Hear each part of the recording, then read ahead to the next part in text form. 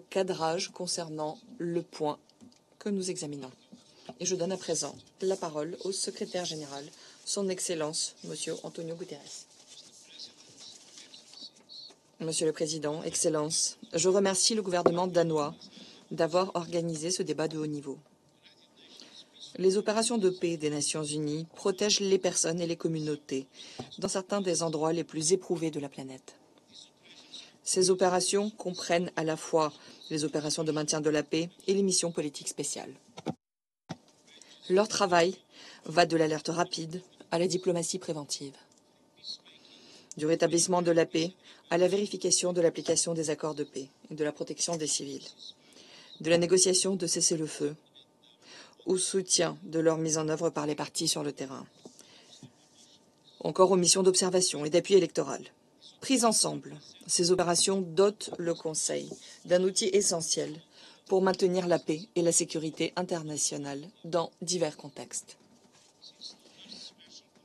Depuis le déploiement de la première mission politique spéciale et de la première opération de maintien de la paix en 1948, nos opérations de paix se sont développées, adaptées et transformées.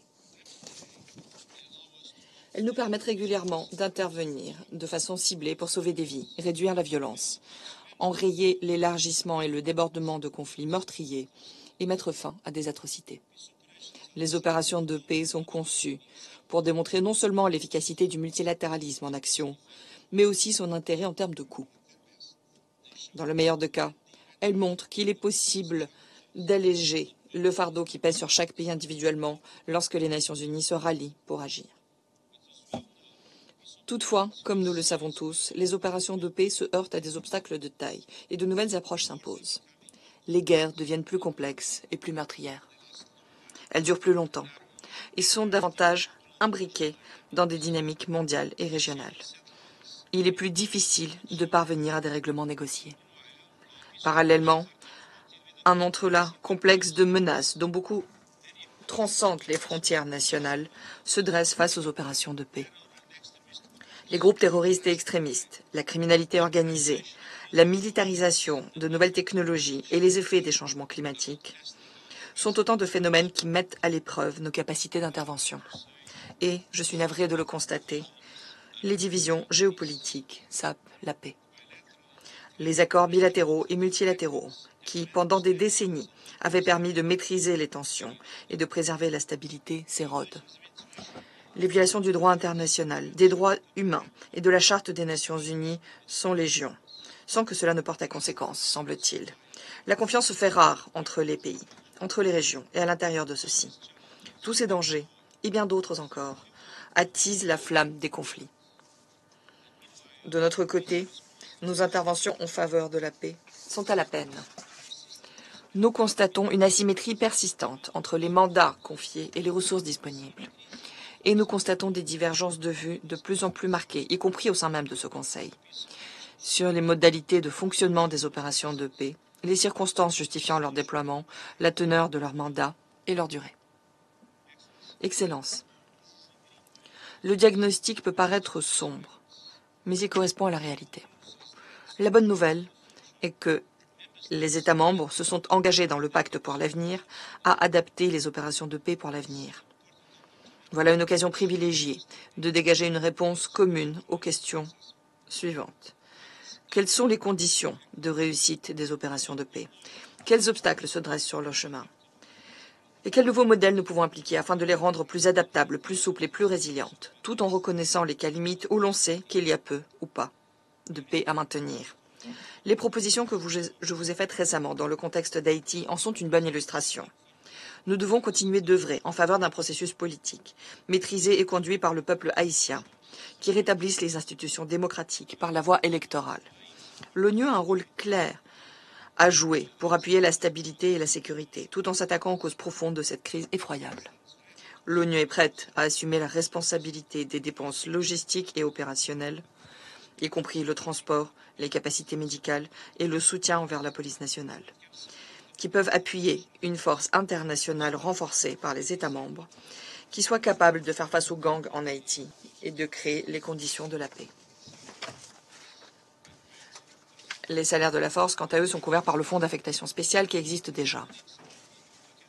Nous en voilà un bon exemple de la manière dont nous pouvons concevoir une approche adaptée et collective des opérations de paix dans un environnement extrêmement complexe et dangereux. Parmi les autres exemples d'adaptation de nos opérations de paix, citons la FINUL, qui a récemment élaboré un plan d'adaptation pour aider les parties à respecter les obligations que leur fait la résolution 1701. On peut également évoquer nos opérations habillées au Soudan, où nous avons reconfiguré nos opérations de paix en une force multinationale. Nous prenons également de plus en plus la mesure des avantages considérables que présente le renforcement de la collaboration avec les organisations régionales et sous-régionales. La résolution 2719 du Conseil de sécurité revêt une importance certaine à cet égard.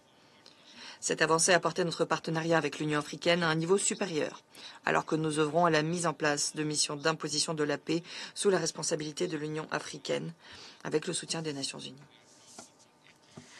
Nos deux secrétariats travaillent désormais activement à concrétiser la vision énoncée par la résolution, et j'invite les membres du Conseil à apporter leur plein concours.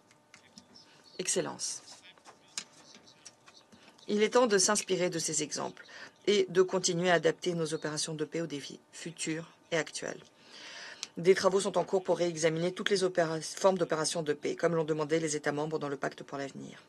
L'objectif est de procéder à un examen critique de ces outils et de proposer des recommandations concrètes afin de les adapter au monde d'aujourd'hui.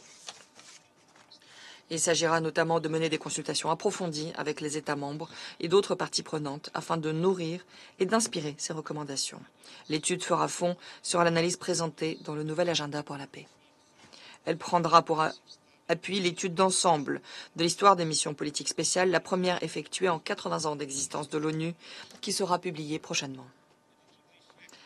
Elle se fera aussi l'écho de l'appel lancé dans le pacte pour veiller à ce que les opérations de paix s'engagent le plus tôt possible dans la planification des transitions avec les pays hôtes, l'équipe de pays des Nations Unies et les groupes locaux et régionaux. L'étude s'inscrit également dans le sillage de la demande qui est adressée au Conseil dans le pacte pour que les opérations de paix soient guidées par des mandats clairs et séquencés, réalistes et réalisables, ainsi que des stratégies de sortie et des plans de transition viables. Elle s'appuiera, enfin, sur les discussions qui se tiennent en préparation de la conférence ministérielle sur le maintien de la paix qui aura lieu à Berlin en mai et qui sera consacrée à l'avenir du maintien de la paix. Excellence. Tout au long de l'étude, nous mènerons des consultations approfondies afin de recueillir un éventail de vues aussi large que possible et de bénéficier d'une expertise mondiale. Celle des États membres, des pays hôtes, des pays fournisseurs de contingents ou de personnel de police et des contributeurs financiers. Celle des organisations régionales, de la société civile et des milieux universitaires, ainsi que de nos propres hauts responsables et experts des opérations de paix des Nations unies et du secrétariat. Bien entendu, l'étude contribuera à éclairer les efforts que nous déployons dans le cadre de l'initiative ONU 80 afin de dégager des gains d'efficacité et des améliorations dans tous nos axes de travail, compte tenu des défis persistants de financement auxquels notre organisation est confrontée. Excellence, le débat public d'aujourd'hui est une occasion précieuse pour le Conseil de partager toute idée et point de vue qui pourrait contribuer à l'étude. J'invite tous les États membres à apporter leur pierre à l'édifice. Et j'appelle ce Conseil à continuer à œuvrer pour surmonter les divisions et les désaccords entourant les opérations de paix et bâtir le soutien politique unifié et cohérent dans nos opérations de paix. Et les femmes et les hommes qui les mènent ont tant besoin. Je vous remercie.